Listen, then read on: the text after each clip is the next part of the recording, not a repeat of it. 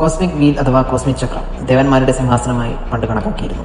ബുദ്ധമതത്തിലും ജൈനമതത്തിലും പ്രാചീന അയർലൻഡിലും കാലിഫോർണിയയിലെ കുന്നുകളിലും Africa, Scandinavia, Mediterranean പ്രദേശങ്ങൾ, മെക്സിക്കോ, മെസോപ്പൊട്ടേമിയ, അമേരിക്ക എന്നിവിടങ്ങളിൽ നിന്ന് ഈ ചിത്രങ്ങൾ കാണാൻ സാധിക്കും. ഇത് 3 വസ്തുക്കളെയാണ് പ്രധാനമായും പ്രതിനിധീകരിക്കുന്നത്. ഒന്ന് ശനി അഥവാ സാറ്റേൺ, ഏറ്റവും വിദൂരമായ വലിയ ഗ്രഹം. രണ്ടാമത്തത് ഏറ്റവും അടുത്തുള്ള ഇരുണ്ട ഗ്രഹം, അതായത് ചൊവ്വ അല്ലെങ്കിൽ മാർസ്. അതിൻ്റെ മധ്യത്തിലൊരു തിളങ്ങുന്ന വസ്തു.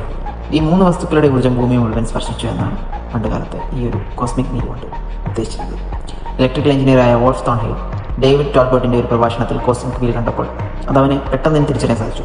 പല പ്രാചീന സംസ്കാരങ്ങളിലും ഒരു സുവർണ്ണയുഗത്തെ യുദ്ധത്തോടെ അവസാനിക്കുകയും, അതായത് ദേവന്മാർ തമ്മിലുള്ള യുദ്ധത്തോടെ അവസാനിക്കുകയും ഭൂമിയിൽ ഒരു ദുരന്തത്തിലേക്ക് നയിക്കുകയും ചെയ്യുന്നു പറയപ്പെടുന്നുണ്ട്. ലോകമെമ്പാടുമുള്ള മിത്തുകൾ ആകാശത്ത് ശക്തരായ ദേവന്മാരെ വിവരിക്കുന്നുണ്ട്. അവരുടെ പ്രിയപ്പെട്ട ആയുധമായിരുന്നു ഇടിമിന്നൽ. ഫ്രാൻസിൽ ലോക്കോസ് ഗുഹയിൽ 17,000 വർഷം പഴക്കമുള്ള ചില ഗുഹാചിത്രങ്ങളുണ്ട്. ആ ഗുഹാചിത്രങ്ങളുടെ കൈകൾ എപ്പോഴും വിടർത്തിയിരിക്കുന്നത് രൂപത്തിൻ്റെ ഇരുവശങ്ങളിലും 2 ഡോട്ടുള്ളതും നമുക്ക് കാണാൻ സാധിക്കും. ഇത് ലോകമെമ്പാടും ഒരുപോലെയാണ്. പല സ്ഥലങ്ങളിൽ നിന്ന് ഈ ചിത്രങ്ങൾ കാണാൻ സാധിക്കും. എന്താണിത്? ഇതിൻ്റെ ഉത്തരം തന്നത് പ്ലാസ്മ ഫിസിസിസ്റ്റായ ആന്റണി പറമ്പിലാണ്. അദ്ദേഹം ഒരു പ്ലാസ്മ ഡിസ്ചാർജിൻ്റെ ആനിമേഷൻ കാണിച്ചിരുന്നു. ഇതിൻ്റെ സെൻട്രൽ ലൈൻ ഒരു ആക്സിസ് ആയിട്ടും ആക്സിസിന് ചുറ്റും ടോറസ് ആകൃതിയിലുള്ള അല്ലെങ്കിൽ ഡോനറ്റ് ആകൃതിയിലുള്ള ചാർജ്ഡ് പാർട്ടിക്കിൾസിൻ്റെയും വളയം കാണാൻ സാധിക്കും. മുകളിൽ ഷാമ്പയിൻ ഗ്ലാസ് എന്നും താഴെ സ്ക്വാഷ്ഡ് ഗ്ലാസും എന്ന് വിളിക്കപ്പെടുന്ന 2 ഭാഗങ്ങളും കാണാൻ സാധിക്കും.